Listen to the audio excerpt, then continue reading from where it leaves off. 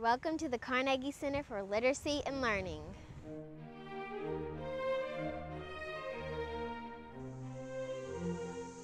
This building is 100 years old. It used to be the main branch of the Lexington Public Library. The money to build this building was donated by a rich man named Andrew Carnegie. He liked to read and wanted every city to have a library, so people could have opportunities to increase their knowledge. Today, the Carnegie Center's mission is to create and support programs that foster literacy and learning as a lifelong process for all citizens.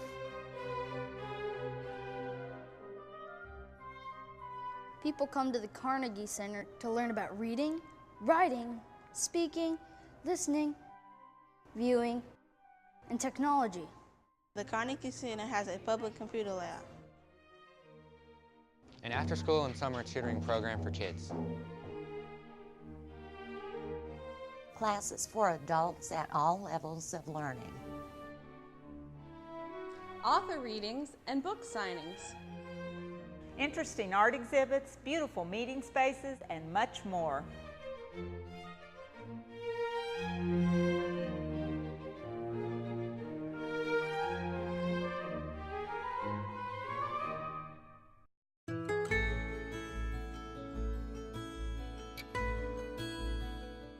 And I think the mayor at that time, Mayor Basler, all felt that the mission of the building should be in keeping with what it originally was.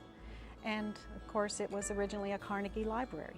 You've got this beautiful building which really lends itself to finding a quiet spot to sit and read or finding a quiet spot to sit and write. It's located, more in the downtown area where you're really able to pull in the kids and the community from the inside of Lexington. I love the fact that we've been able to keep this wonderful old building. It, I think, began perhaps in this room. First Lady Barbara Bush was going to be our guest speaker. She was lovely and gracious, and she was dedicated to literacy. It was a really proud and wonderful day. We had everything set up out in front. It was a gorgeous sunny day, and I think everybody just felt like we had begun something that was important for the community that day. I'm an attorney here in Lexington. I deal with a lot of people involved in criminal cases, and a lot of them have difficulty reading. I'm convinced that one of the reasons people have problems is because they can't read. They can't communicate well. I see the people that come in and out of here, and I know they're helping hundreds of people. Well, for a writer, I thought this is the most amazing place, that a city has a place for writers. That makes it unique. There aren't that whole lot of places in the country where this happens. They have classes that touch on just about every dimension of writing and literacy in our community, and so there's opportunities for everybody. I finally walked up the street one day, Market Street, and there was the Carnegie Center. It said for literacy and learning. I'm illiterate. I got a 5th grade education, so why not? It has something to offer for people who are at all stages of writing or learning to read or write. At songwriting camp, we did a lot with beats and how you can change the words to something but still make it go with the melody. I am a freelance journalist, and I work for several regional publications. When I was 8 years old, my mom enrolled me in a class at the Carnegie Center. That was my first opportunity to be involved in a writing class of people in my peer group. I have not taken many creative writing classes, so I was a little nervous. I actually came into the fiction class undecided as to whether I wanted to be the next Robert Ludlum or the next Dick Francis. The nonfiction class just set me on fire to do something that I wanted to do, and that was write about things that happened to me during my teaching. I was surprised when I finished reading that I had a standing ovation. And it's nice to come into a group that thinks it's okay to sit and write your little stories. I came on the school bus with my elementary school class, and I got up and read a poem in the main room, and I think it was a poem about circles. My story was about, it had 3 different things. It was blackmail, robbery, and kidnapping. And I read the story I had written, and then there was a deep silence, and I thought, well, boy, that tells me something.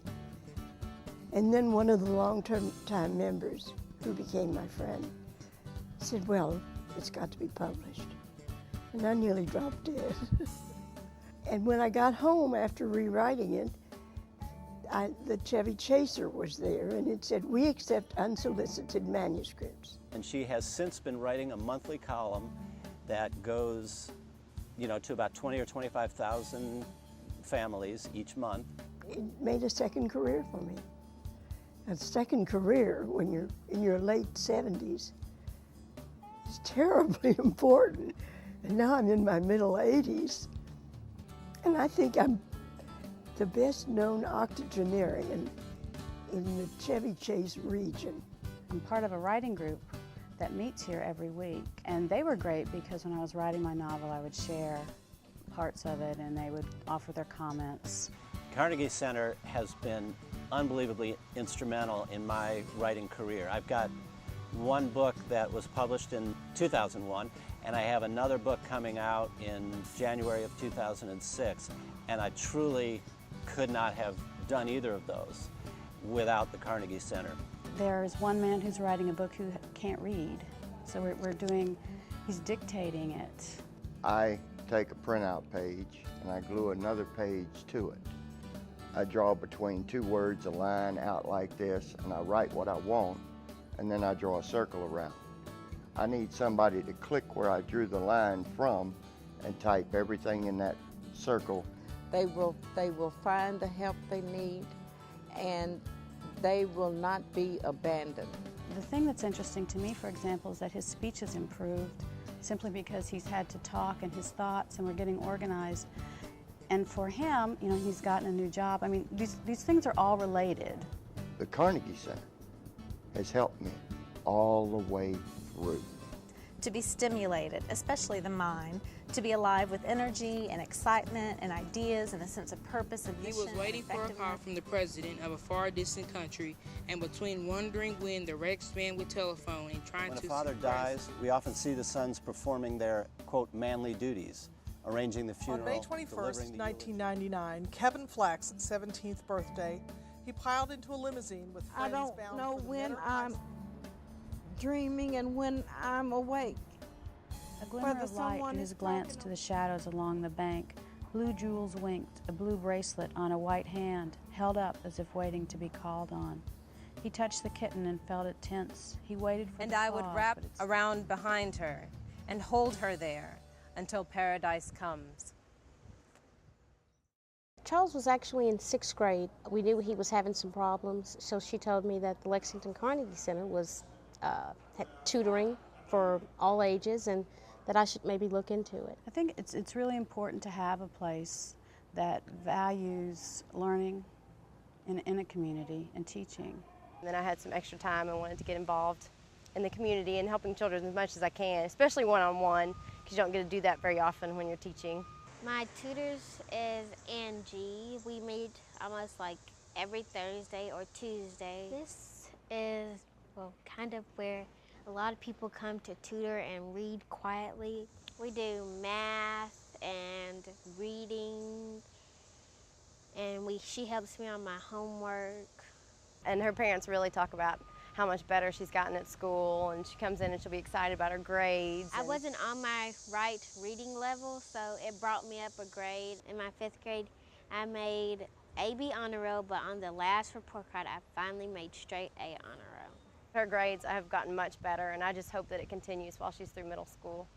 I think it's really rewarding when you go and you take your student and you drop them off at the car, and the parent says, thank you so much for what you're doing. Most time he's really excited because he got all his homework done.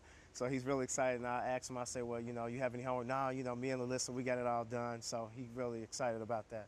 Before we actually came to the Carnegie Center, Charles was not really down on himself, but just felt like he just couldn't do it.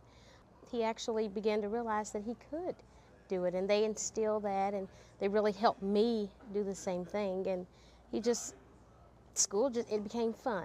We had one student, he actually rode the bus himself, got himself here every day completely on his own. They gave me a free 30-day bus pass to come to the camps and stuff, and that's what I've been using.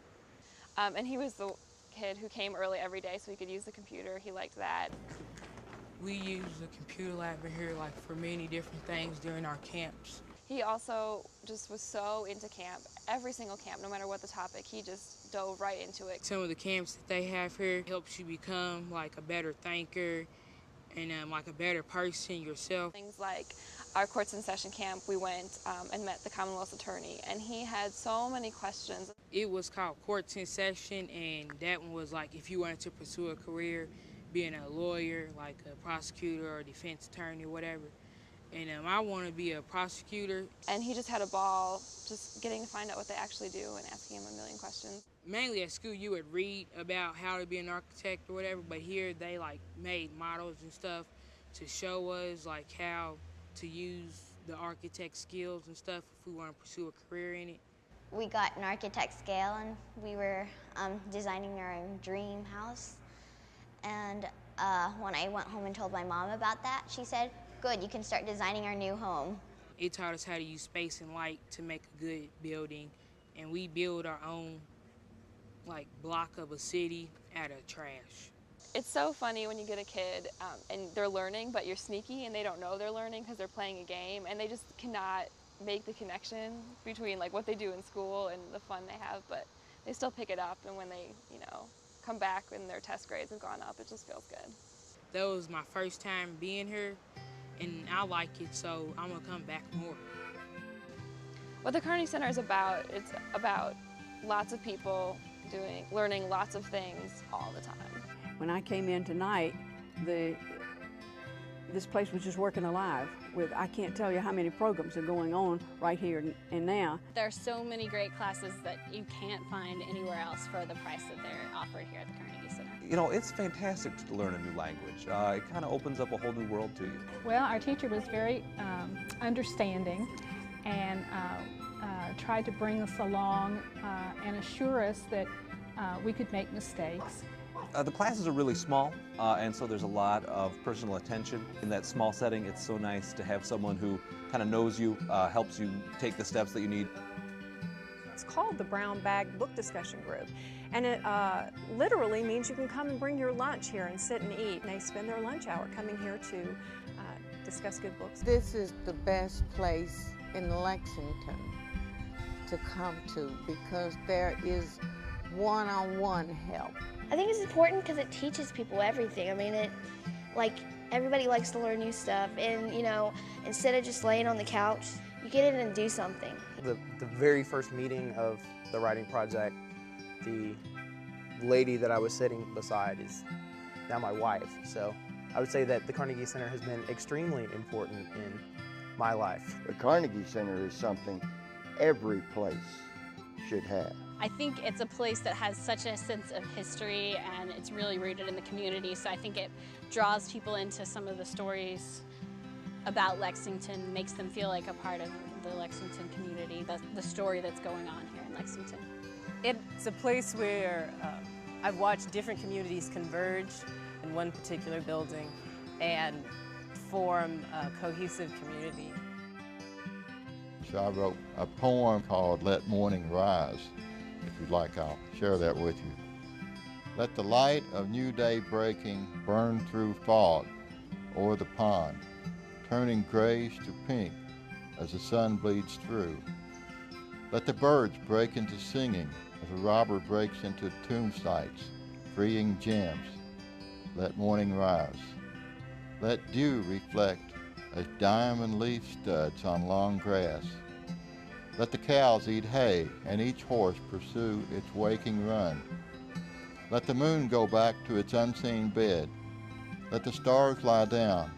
Let the barn light up inside. Let morning rise. To the shovel in the mound, to the shirt on the line, to mist in the eye, let morning rise.